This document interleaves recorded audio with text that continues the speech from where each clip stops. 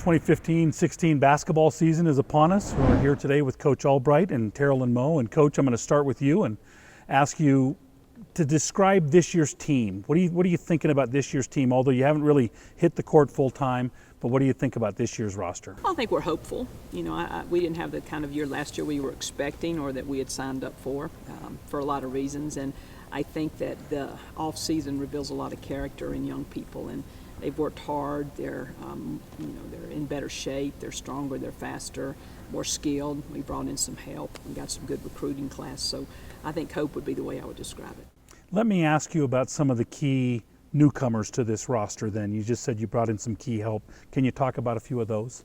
Yeah, I think the leader would be our junior college player, because she was player of the year in the conference, and anytime you average plus 20 points in a league, and you shoot 40%, you can play. I think she made something like 125 threes at her junior college. So Stephanie Smith, with some experience, with some success, with some and she's really she's conditioned well. She's done everything. She's in the gym, making a lot of shots almost every day. She's one of the only players I've ever had to say, okay, you are taking today off 100%. So she's going to really help us, I believe. I think all the freshmen will, in their own way, help us. Rihanna, maybe the best from Kansas City, I think is maybe the best athlete on our team as far as just pound for pound. So we're excited about teaching her the game of basketball. And then I think you have to group in there AJ Cephas, because we registered her last year, so she's put on about 15 pounds of muscle and is really raring to go. Watched again a year that none of us enjoyed as far as the losing, and so I think she has wants to be an immediate contributor. Let me ask you what it's going to be like to have a roster without a 6'8" player. There are not a lot of schools that could say we've had a 6'8" player the last 4 years. You had Mimi Mungeti here for 4 years. What it's going to be like to not have her on the floor and kind of work around her on the floor. Well, it's more like everybody else. We were the ones that were like that had her, and we loved having Mimi. There's more playing time. Our posts look really good, and they're way ahead of where they were last year as a group, because they know there's playing time. Last year, They knew Mimi was going to get 38 minutes of playing time, so everybody else is going to kind of vie for the other, but now it's kind of wide open. I think defensively, that was awesome. Defensive player of the year. Now we have a lot of forwards like everybody else in the league. So a little more. I don't really know where it will evolve as it goes, but we certainly will miss her. Carolyn, let me ask you, when it was time to choose a school to play your college basketball, why did you choose the University of Nevada to play? Really, it had the most genuine coaching staff, and then it was also close to home, but also further enough away. Can you tell me what you like most about playing in the Mountain West Conference? Is there something you like playing about in this conference? The competition, it's good. I think there's good guard play to go up against. What's the best part of your game? And then maybe if you could describe to us why you think that's the best part of your game. I think my physicality, and just going to the hoop type thing. And I think that's my best part, because I'm built for that. Kind of like contact, taking hits and all that.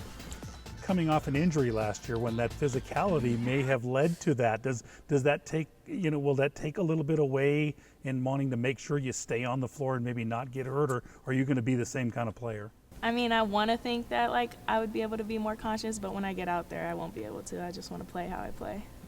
Coach Albright, changing the format this year for college basketball. You're going to go to 4 10-minute quarters, no 1-and-1, which to me I really think is a lost art in the game of basketball, but personal opinion. How do you think that's going to change the way women's basketball will be played in the new format? Well, I think it's a crazy rule, to be honest with you, just like you. The 4 quarters I actually like. It gives you a little bit more of a urgency and a couple more possessions. So I think we'll definitely be working on the end of the 4 quarters as opposed to just twice a game. The whole 1-on-1 thing is we'll be shooting a lot of free throws, because there'll be a lot of points you can now get on free throws, and we'll be playing a lot of people, because you're going to have a lot of fouls before you get to that. So as it evolves, it will be interesting to see exactly what that little change is about.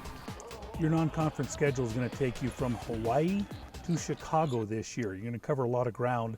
Talk about some of the key non-conference games that you have on your schedule, and how this schedule sets up for you in the non-conference. Well, first of all, we woke up one day and realized that this group of seniors had never been to Hawaii. You know, when we were in the WAC, we went every year, and we were kind of spoiled. And we're like, we need to take them on that fun trip. So we're doing that, and in that, you know, of course, we have very good teams there, and it's always tough to play at Hawaii, but you know, got your Pac-12, got LMU, so it'll be a really good neutral floor type of test for us.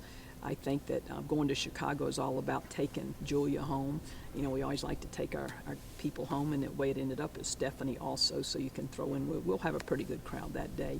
I think we've got, you know, some power conference schools, and then we've got schools that are, you know, done very, very well ranked in the RPI, so we certainly have a very challenging, we have some good home games for us, but I think all in all, a schedule that should get us ready for the Mountain West. Carolyn, I'm going to ask you the same question I asked Coach a moment ago about the new format, 4 10-minute quarters and the free throws and all of that. What are your thoughts as a player on the new format? I'm not sure I like the 4 quarters. I don't know, maybe I've just gotten used to the 2 halves, but I'm not sure about that. And free throws, if I'm going to get to the line more, I guess it's beneficial for me.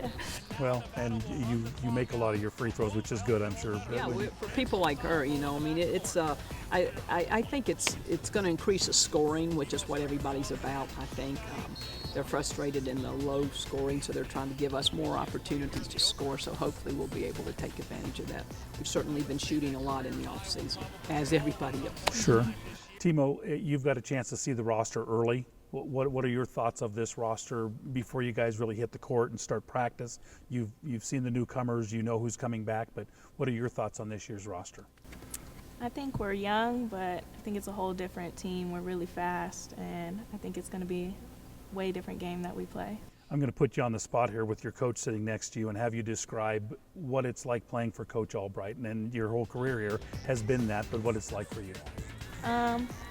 For me, there's a lot of freedom on the court as a point guard, and I think that's huge. And like she always says, keep the faith, and I think that's a big part of our team because we haven't had the most successful years like last year, but she's always been the leader that has kept the faith for our team.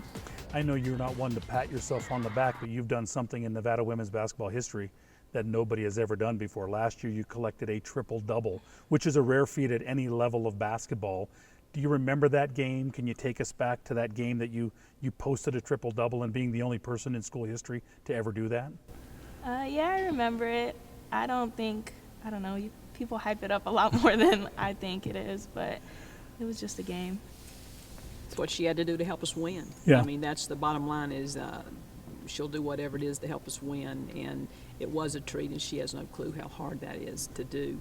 But we're really proud of her and just how hard it is to come back from not just one injury but 2 like that, and I think you're going to see some special play. I know you'll see special play from her because she is a competitor and she's a leader that leads by example and really by what she does, not just necessarily by what she says. But that was a leader, you know, that was she's gonna, you know, the thing about T, and I know you didn't ask me this, but she's so unselfish. She didn't, you know, she's not the kid that comes in the gym and says, I think I'm gonna try to get a triple-double today, or what are my stats. She doesn't even care. She wants a W. She wants to do what we ask her to do, and she wants to involve her teammates. So she's a really great teammate. Coach, final question, and I know you're like T Moe. You're not one to pat yourself on the back, but you're very close to a very special milestone when it comes to coaching, 4 wins away from 500. Have you thought about what that means and what it might mean to you when you reach that milestone? Well, I have thought about it because my high school coach emailed me yesterday and asked me when should she book her ticket. And I'm not a prophet. I have no idea. I just kind of giggled because I really didn't know how many it was. I haven't really kept up with it. It's a special thing for me because it means I've got to coach a lot of great people and great staffs and be with a lot of people. And I'm really glad that hopefully it's going to be here at Nevada. I love this place. I love coaching here, and it will be a gift that we can give, maybe just to get some excitement about our team, sell some tickets, get some people in here, because if there's one thing I know about this team, if you see them one time, you will be back.